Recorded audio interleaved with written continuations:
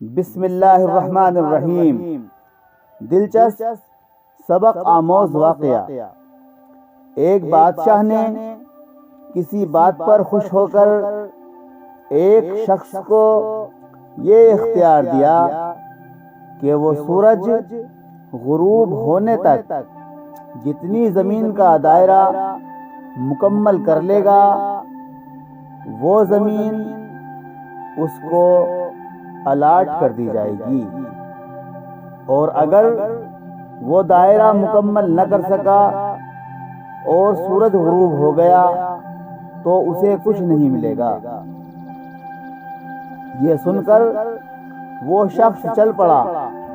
چلتے چلتے ظہر ہو گئی تو اسے خیال آیا کہ اب واپسی کا چکر شروع کر دینا چاہیے، مگر پھر لالچ نے غلبہ پا لیا اور سوچا کہ تھوڑا سا اور آگے سے چکر کاٹ لوں۔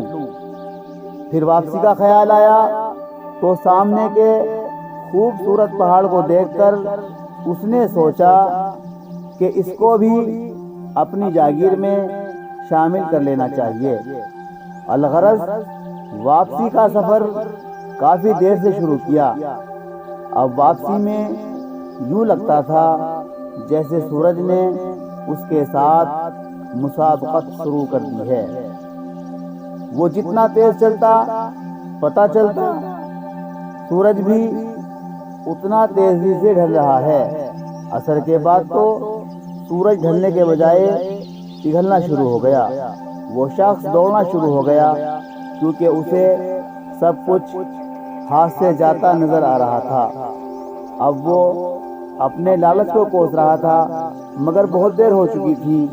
دوڑتے دوڑتے اس کا سینہ درد سے پھٹا جا رہا تھا، مگر وہ تھا کہ بس دوڑے جا رہا تھا۔ آخر سورج غروب ہوا تو وہ شخص اس طرح گرا کہ اس کا سر اس کے اسٹارٹنگ پوائنٹ کو چھو رہا تھا اور پاؤں واپسی کا دائرہ مکمل کر رہے تھے۔ یوں اس کی لاش نے دائرہ مکمل کر دیا۔